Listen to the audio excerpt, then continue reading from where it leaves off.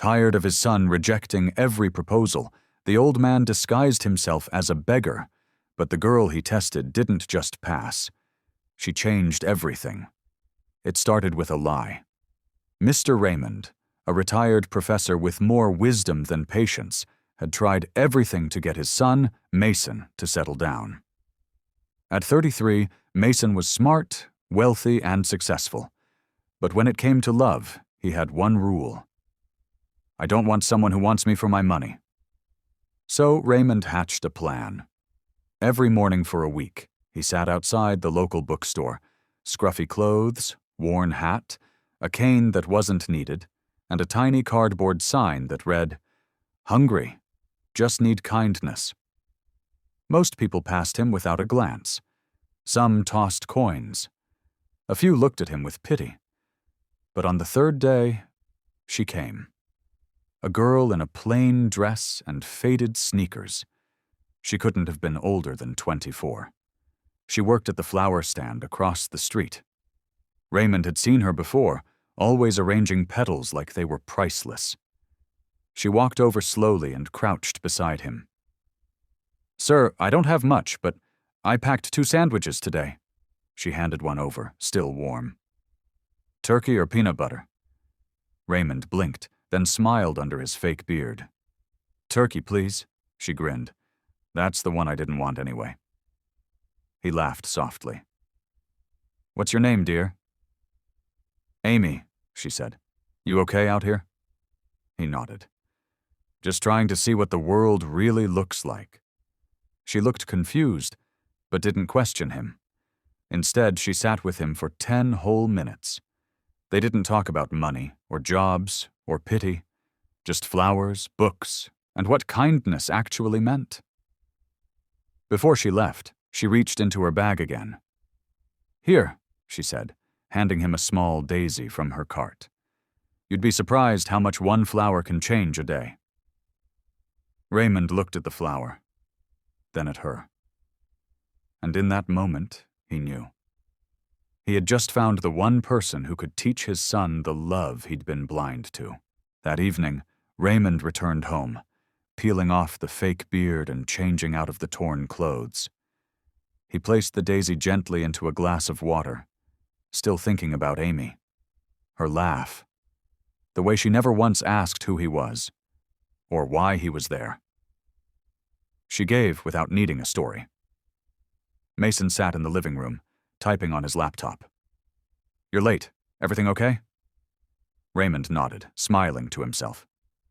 "Better than okay?" "Another failed matchmaking lunch?" Mason teased. "No," Raymond said, his tone quiet but firm. "This time I met someone who reminded me of your mother." Mason looked up. Raymond walked over, placed the daisy on the coffee table between them. "I want you to meet her." Mason narrowed his eyes. "Dad, no more setups, please. I'm serious." "This isn't a setup," Raymond said. "She thinks I'm homeless." Mason stared. "What?" "I pretended to be a beggar.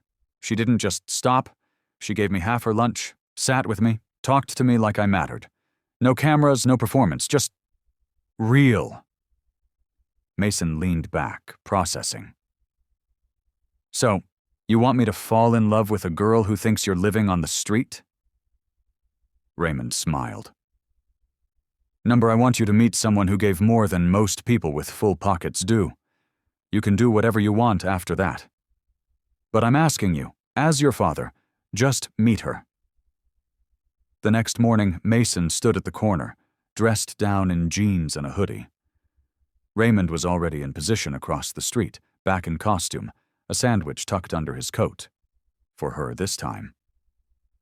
Sure enough, Amy appeared, hair tied back, apron on, already adjusting her flower display. Mason watched from a distance. Then something unexpected happened. A man in a business suit shouted at Amy, aggressive, loud, something about her cart blocking the sidewalk. Amy apologized, trying to move it, but the cart caught on a crack in the pavement. The man pushed past her roughly, knocking over a vase. Mason stepped in instinctively. "Hey, back off!" The man glared at him, but Mason didn't flinch. Amy looked up, surprised. "You didn't have to do that." "Yeah," Mason said, calming down, "but I wanted to." She smiled at him, the same soft, honest smile his father had described. And in that single moment, Mason forgot why he was supposed to be there. He just wanted to know her. Over the next few days, Mason kept showing up, sometimes buying a flower, sometimes just helping her set up her stand. He didn't tell her who he was. He didn't mention money or houses or his last name. He wanted to see if she'd like him as a nobody. Amy seemed surprised by his kindness at first, but slowly her guard began to drop. She laughed more, talked longer, even shared bits of her own story, raised by her grandmother, working 2 jobs, saving every dollar to study horticulture someday. Mason found himself staying longer each time. Not because of his father's plan, but because with Amy, everything was quiet. Easy, real. One afternoon, as they sat beside her cart eating cheap tacos from a food truck, she looked at him curiously. "So, what do you do?" Mason hesitated. "I work with computers." She nodded. "Figures, you've got that techie but kind look." He laughed. "Is that a compliment?" "The best kind." Just then, Raymond passed by, still in disguise. Amy stood up instantly. "Oh, there's my friend." She ran over and handed him a bag of warm muffins. "You didn't come yesterday. I saved these for you." Mason watched from behind, stunned. Raymond winked at his son but stayed in character. "You're too kind, young lady." When she returned, Mason finally asked, "Do you always give away food?" She shrugged. "When I can. You never know who just needs someone to notice." That night, Mason sat across from his dad at home, his face unreadable. "Well?" Raymond asked. Mason looked down at the daisy still sitting in its glass on the kitchen table. "She's everything you said she was," he whispered. Raymond leaned forward. "Then tell her who you are." Mason shook his head. "Not yet. If I'm going to do this right, I need her to see me before the rest of it." Raymond smiled, proud. "Then hurry. The good ones don't wait around forever." The next morning, Mason showed up early. Earlier than ever. Amy was already there, unboxing fresh tulips. She looked up and smiled. "Well, look who finally beat me to work." He laughed, but today something was different in his eyes. "Can we talk? Somewhere quieter?" She hesitated, brushing dirt from her hands. "Sure." They walked to the edge of the park, where the morning sun slipped through the trees.